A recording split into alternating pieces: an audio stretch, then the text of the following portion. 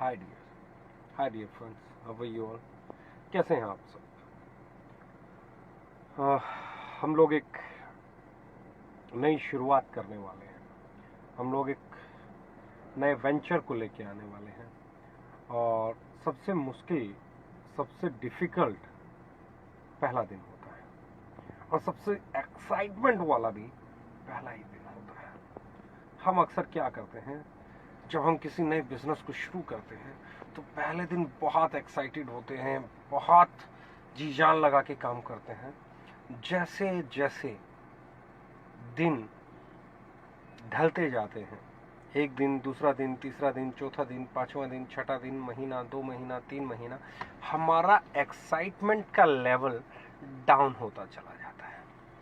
ये रीजन होता है कि जब हम किसी बिजनेस को करते हैं तो बहुत बड़ी थॉट के साथ करते हैं, बहुत बड़े विजन के साथ करते हैं, बहुत बड़े मिशन के साथ करते हैं, बहुत बड़ी एक्सपेक्टेशंस के साथ करते हैं।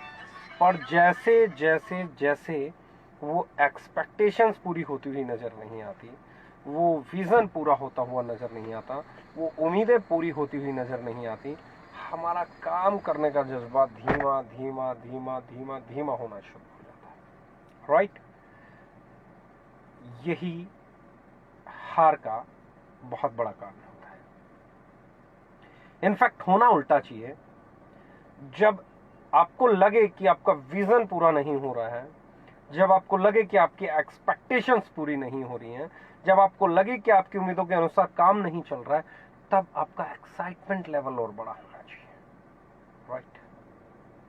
तब आपका मेहनत करने का जज्बा और बड़ा होना चाहिए, तब आपके मेहनत करने का तरीका और बड़ा होना चाहिए, तब आपके घंटे और ज्यादा होने चाहिए, तब आपके वर्किंग आवर्स बढ़ जाने चाहिए। राइट? क्यों? जब आप डिमोरलाइज हो रहे होते हैं, फिर से सुनिएगा, जब आप डिमोरलाइज हो रहे होते हैं तो आपकी उम्मीदों को, आपकी इच्छाओं को संकुचित होना पड़ता है।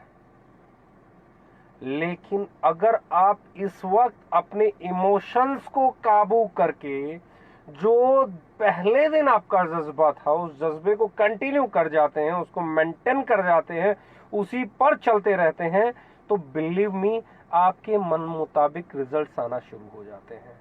हमारे इमोशंस हमें बहकाते हैं, हमारे इमोशंस हमें डिमोरलाइज करते हैं, हमारी एक्सपेक्टेशंस के कारण हम वो अपना बेस्ट नहीं दे पाते हैं। लीडर वो लोग नहीं बनते हैं जो बेस्ट करते हैं, लीडर्स वो बनते हैं जो वर्स्ट परिस्थितियों में बेस्ट देते हैं, जो वर्स्ट सर्कमस्टांसेस में बेस्ट करते हैं। अपनी परिस्थितियों को काबू में करके अपना बेस्ट देना ही लीडरशिप है। लोग परिस्थितियों के काबू में होके अपना बेस्ट देने की बजाय साइलेंट होना शुरू हो जाते हैं, सहज सहज सहज सहज अपने 100% पोटेंसी को, कैपेबिलिटी को यूज ना करते हुए कम मेहनत करना शुरू कर देते हैं।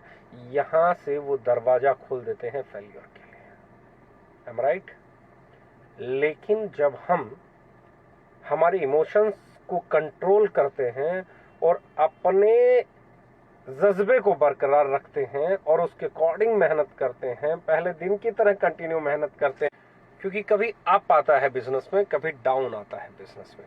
जब अप जा रहा होता है तो आपको लाइट रहना होता है, क्योंकि ऊपर वही जा सकता है जो लाइट रहे। और जब डाउन जा रहा होता है, जब डाउन जा रहा होता है, और यहाँ से आपको यू टर्न लेना होता है। यहाँ जाके अगर आपने फोर्स लगाना बंद कर दिया, वापसी का प्रयास करना बंद कर दिया, तो समझ लीजिए कि आपका डाउनफॉल फॉरएवर के लिए हो गया। लेकिन यहाँ जाके आप डबल ताकत लगाते हैं और कैसे न कैसे करके मुड़ के वापस आ जाते हैं, तो ही आप सरवाइव कर पाते हैं। यानी कि जब आपका वर्स्ट फेज चल रहा होता है तो आपको हर हालत में बेस्ट देना होता है। बगैर बेस्ट दिए वर्स्ट फेज में सरवाइव करना पॉसिबल ही नहीं है। If you want to survive in the worst phase, you have to give your best. और वो बेस्ट देने की आदत अगर वर्स्ट में भी आपकी बन जाती है और अच्छे समय में भी आप उसको बरकरार रखते हैं, तो आप बेस्ट आउटपुट ले पाते हैं। और जब आप बेस्ट आउटपुट लेते हैं तो आप दुनिया की बेहतरीन अचीवर्स में शामिल हो जाते हैं। राइट? हम ओके लाइफ किया इसी सोच के साथ शुरू कर रहे हैं।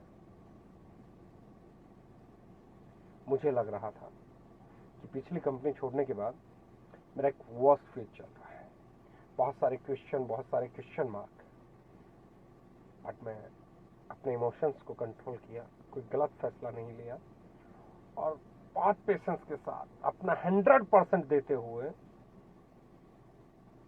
इस दौर से ऐसे वापसी कर रहा हूं। एंड बिलीव मी, जब ये वापसी होगी तो ये बेस्ट होगी। जब हम वापस आ रहे हैं तो लोग फॉलो करेंगे, लोग अप्रिशिएट करेंगे। लीडरशिप बताई नहीं जाती, दिखाई जाती है। And we will show it, that's our promise. Okay life किया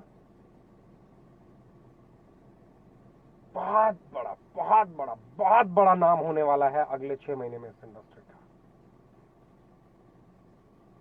प्लीज आइए, अगर आप एक स्टेबल कैरियर की तलाश में हैं तो आइए, जोड़िए साथ में। We can do wonder together. Thank you very much, love you all.